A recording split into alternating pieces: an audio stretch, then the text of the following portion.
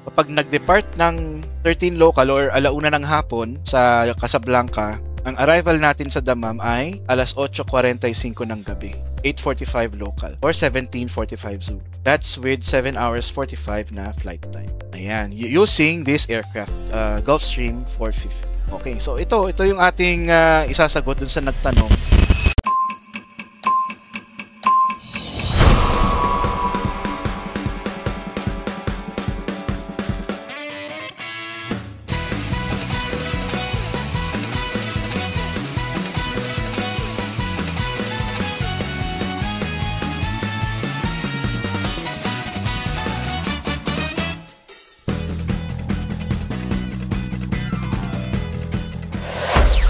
O yan, ito na yung ruta natin. OEDF GMMN. Okay, pabalik naman daw. Pabalik. Ganun ka din kaya? Ganun din kaya yung ruta? Hindi naman yan backtracking din kasi. Tingnan natin, ano. Sige, GMMN, saan tayo? LGIR. Ay, hindi, tingnan na natin. Kasi pwede nga palang no? Advisor, tapos ayan, oh. Dagdagan natin ng isa pa, si HLLL, para mapadali ang buhay natin. So, tingnan nga natin ng NOTAMs nito. Itong NOTAMs na to, ito yung lagi ko nang ginagamit. For years na, although sinasabi niyang Defense Internet NOTAM Service, free lang din naman kasi, saka napakadali lang gamitin. DMM. Type mo lang dito yung, ICAO code o either report. Kapag report ang pinili mo dyan, naka-decode na sa madaling madaling intindihin na words, no? Pero kasi hindi tayo sanay sa sa decoded. Gusto ko yung raw. Ayan. Dapat laging hilaw, the raw. Ayan. So, ito yung NOTAMs niya ngayon. So, lighting work, traffic area, okay, hindi naman gaanong importante yan. Stance affected work, hindi. Trigger NOTAM, update of chart, hindi rin. Longitude map, hindi na to kailangan. Coordinates, wala din to. PAPI 35 left. PAPI 35 left side unserviceable. Okay. Ano ba yung PAPI? Hindi yan hindi yung kay Villamin na PAPI. Hello PAPI, hindi. Ano ba to? Precision approach path indicator. Yan. So, isa itong navigation aid para sa mga eroplano na nagga-guide sila, gina-guide nila yung mga eroplano to land at a certain safe point sa runway. So, meron yung 4 na ilaw. Dapat ang i-goal ng piloto ay magkaroon siya ng 2 puti, 2 pula. Ibig sabihin nun, on-glide siya. Kumbaga, suwabe yung kanyang pagka-approach. Kapag 4 na pula yan, masyado mababa. Hindi siya aabot dun sa runway. Kapag naman 4 na puti, masyado siyang mataas at lalagpasan niya yung touchdown point. So, dapat 2 puti, 2 pula lang. Meron na ba tayong ruta? Ayan, may ruta na tayo. Okay, pero pwede na yan. Kaso nga lang, ang aayusin na lang natin dito ay itong part na to. Itong part na to na dumaan ng Israel sa kanang Jordan. Wag natin padaanin dyan dahil magulo dyan. So, ang gagawin natin dyan, kunin natin hanggang saan ba? Madex. Hanggang Madex na.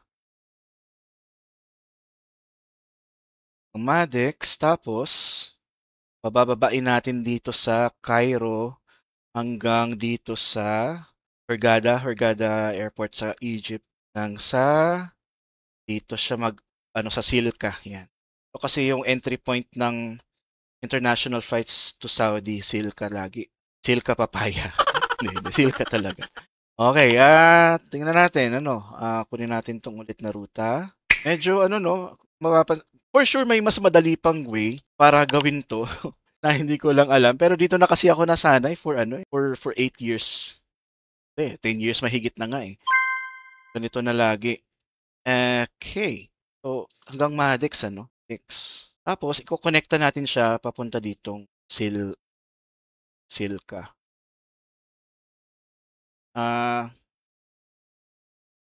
Yung sa mga pa lang po, sa mga bagong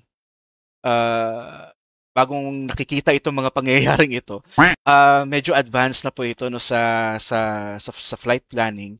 Hindi ko na po masyadong na-explain kung ano yung mga pangyayari dahil syempre kailangan na rin yung flight time, kailangan na nating ibigay yung schedule dun sa kumuha.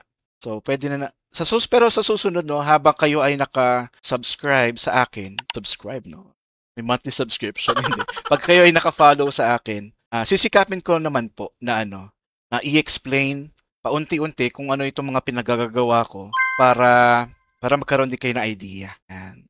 Para sa mga sa mga aviation students aviation students na gusto maging flight dispatcher, yan, nakikita nyo na yung future nyo, ganito ang gagawin nyo.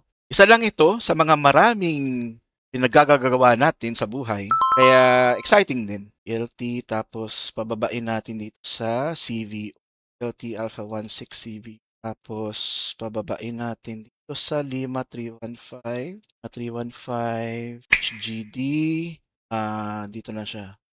Ito na. Yan, hanggang 31 HGD lang. Tapos, Silka. Hindi, HGD. Tapos, Mic 87. Tapos, Wedge. WA, WEJ. Yan. Tapos, ito, madali na to. Dire-diretso na tong damam. L604K. Okay, ayan. Ayan ang ating route. Okay, 7. For now, okay, pwede na to, pero for the purposes lang na mabigay natin ng mabilis yung estimated time and route. Magkaroon lang ng idea si requester. Okay, so 7 hours 22 yan. Dagdagan natin ng 20 minutes. Oh, same lang din 7 hours hindi, gagawin natin 45. 7 hours 45. Okay. So yun siya 7 hours 45.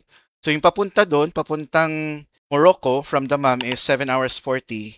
Ang pabalik naman ng Dammam ay 7 hours 45. Ngayon, ang tanong, sagutin na natin tong to arrive CMN 0700 local. Okay. 0700 local sa oras ng Morocco. Ngayon, alamin natin kung ano yung oras sa Morocco ngayon. Ito yung lagi kong ginagamit na website, timeanddate.com.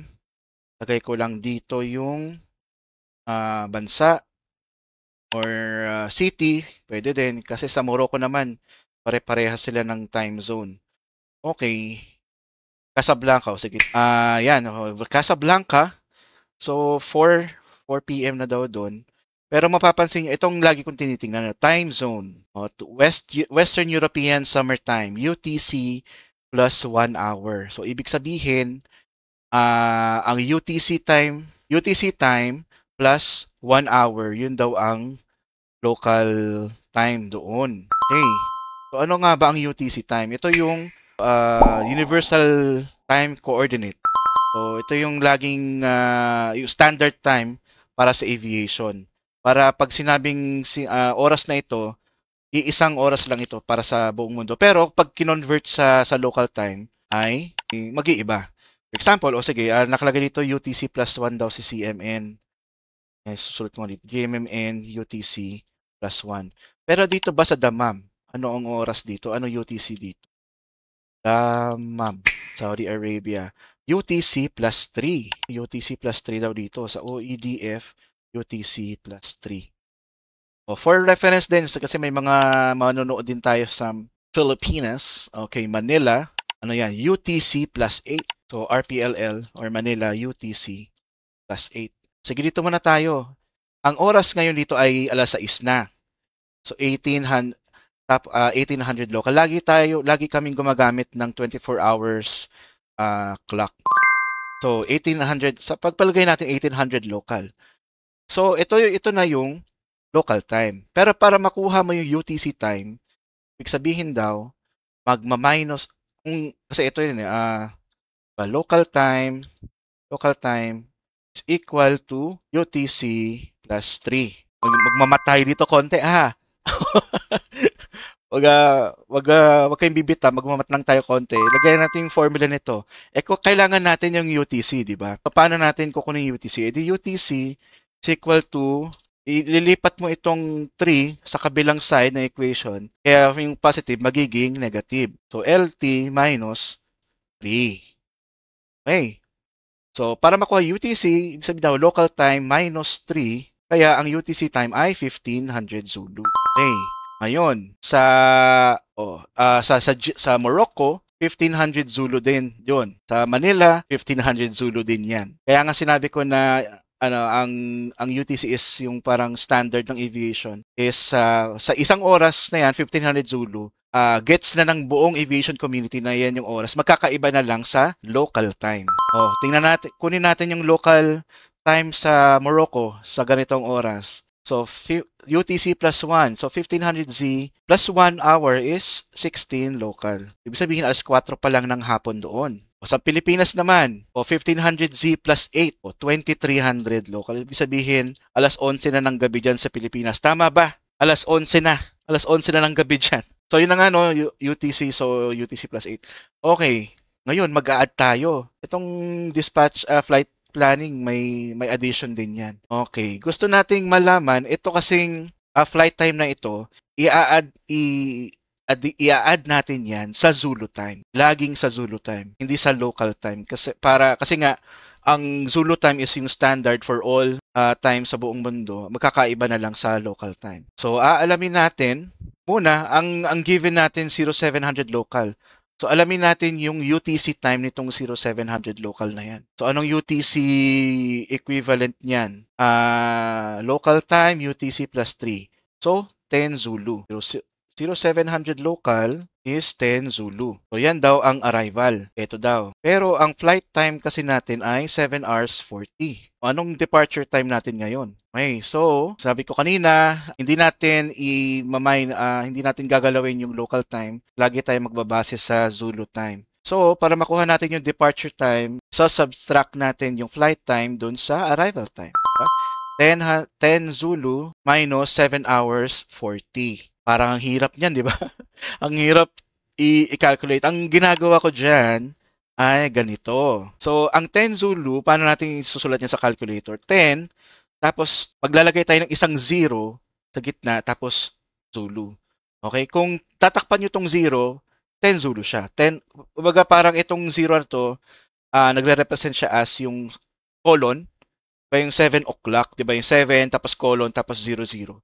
So, ito yung nire-represent nun. Tapos, ma-minus natin sa 7 o 0 or 0.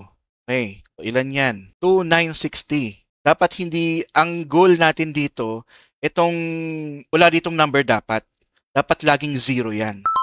So, para maging 0 yan, mag-add tayo or subtract tayo lagi ng 940. Kung bakit 940, hindi ko rin alam. So, parang constant yan na hindi ko rin alam kung saan nakakuha. Pero, 940. For sure yan. O, tamo, 220 Zulu, 0220 Zulu. So, yan, ito daw ang ating departure time. Sige check natin. 2020, okay?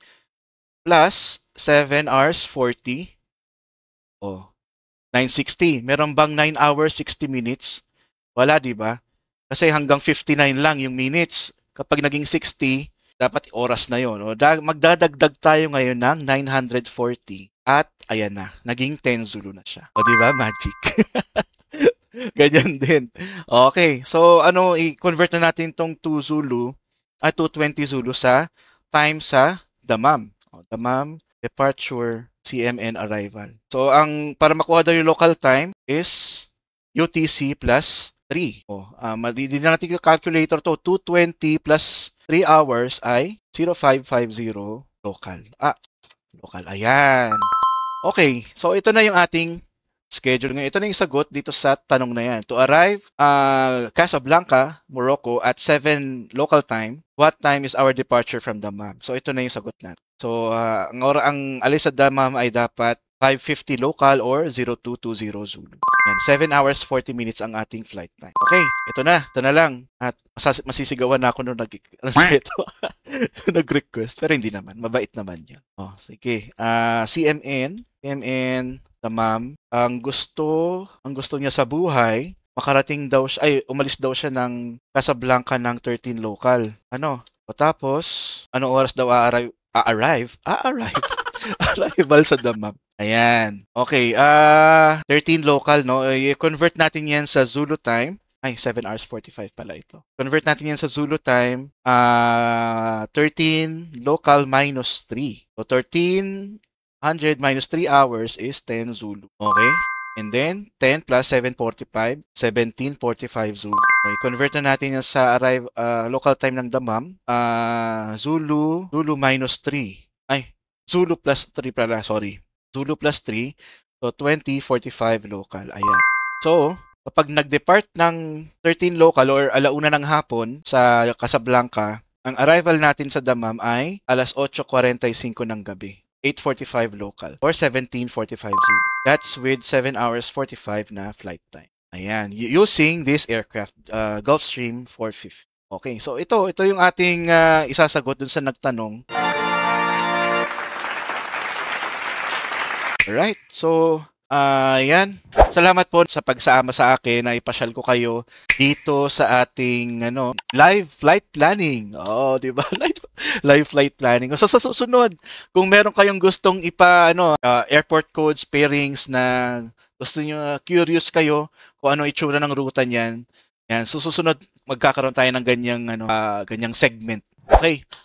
Maraming salamat po ulit. Sana po may natutunan kayo kahit medyo medyo mabilis yung ating pagpasyal kung paano nga bang trabaho ng flight dispatcher. At sa pag-subscribe nyo sa akin, sa pag-follow nyo sa akin, maralaman nyo pa po yan sa mga susunod kong content. Okay. Maraming salamat po ulit at ingat po kayo dyan sa Pilipinas at sa ibang parte pa ng mundo sa Middle East. And good evening po sa inyo at mag-good morning na po yata sa Pilipinas. Okay. Maraming salamat po ulit. Safe flight.